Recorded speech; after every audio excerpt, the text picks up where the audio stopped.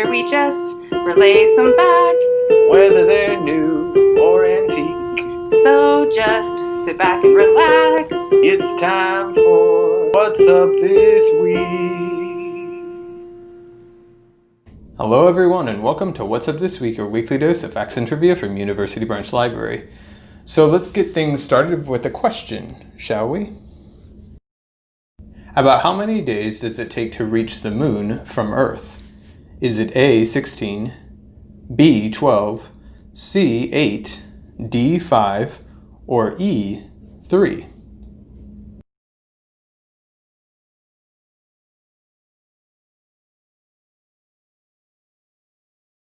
If your answer is E, 3, then you are right. Congratulations.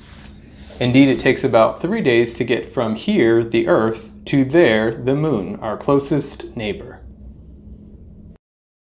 This week also marks the anniversary of when the Apollo space program's final moon mission officially commenced. Apollo 17 soared into the skies in the very early morning of December 7th, 1972.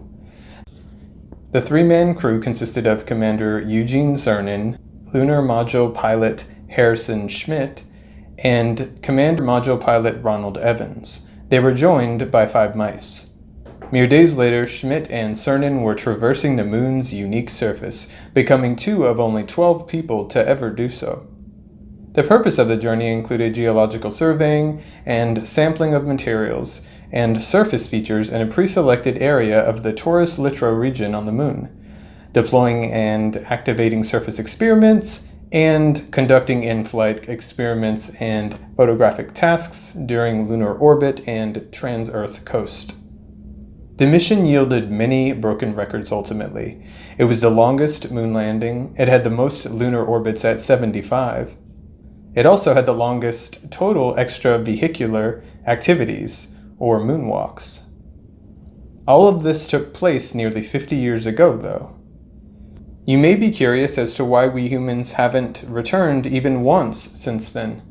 Well, there are several reasons behind that. For one, there is regolith, or moon dust, and the dangers it presents. Other reasons are government planning, and of course, you guessed it, fellow people, the usual suspect, money. A trip to the moon costs well over $100 billion. Thus, there is a ton of agreement and planning that goes into writing that extremely heavy check. Hopefully, in the years ahead, we will find our way back there and learn even more. All right, Daniel, so what do you have for the folks this week? Thanks, James. This week we're celebrating the life of one of the pioneers of computer programming. Grace Hopper was born December 9th, 1906. Grace was a very curious child. At the age of 7, she wanted to know how an alarm clock worked and dismantled 7 alarm clocks before her mother realized what she was up to. She was then limited to 1 clock. In 1934, she earned a PhD in mathematics from Yale while she was employed as a mathematics instructor at Vassar College. When World War II broke out, she tried to enlist in the Navy but was rejected for being too old. Instead, she joined the Naval Reserve and soon began working at the Harvard Computation Lab under a Navy contract. In 1949, Hopper was chosen to help develop the UNIVAC-1, the first large-scale electronic computer. When she recommended the development of a new programming language that would use entirely English words, she was told very quickly that it couldn't be done because computers didn't understand English. But that didn't stop her. She later explained, "It's much easier for most people to write an English statement than it is to use symbols. So I decided data processors ought to be able to write their programs in English and the computers would translate them into machine code." This was the beginning of COBOL, the major language used today in data processing. Hopper passed away on January 1st, 1992, but continues to be honored through events like the annual Grace Hopper Celebration of Women in Computing, a conference designed to bring attention to the research and career interests of women in computing. If you'd like to learn more about this remarkable woman, the library has a variety of books available. That's what I've got this week. What do you have for us, Megan?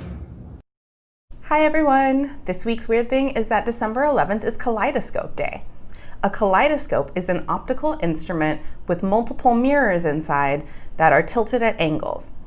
On one end of the tube, there will usually be a compartment containing colored pieces of glass or other materials.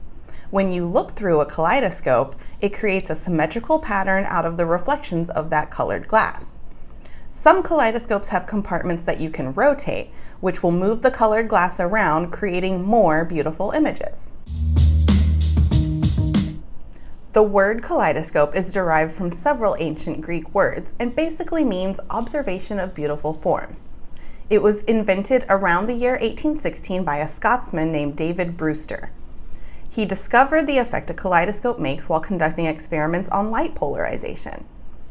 This led him to more experiments to refine the effect and to create the most beautiful and symmetrical images.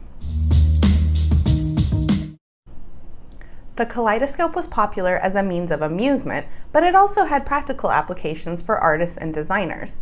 Brewster applied for and received a patent for his invention in 1817, but it was easily replicated and soon copies of his invention were all over Europe. Brewster earned almost nothing from sales of the kaleidoscope despite its popularity.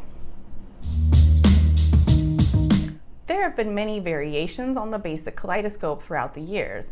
Some of them use different angles for the mirrors or use a different structure or different materials. These glasses give me kaleidoscope vision, but I don't recommend them for driving or even walking. Typically, kaleidoscopes are mass-produced to be children's toys, but you can also find quite beautiful handcrafted kaleidoscopes as well.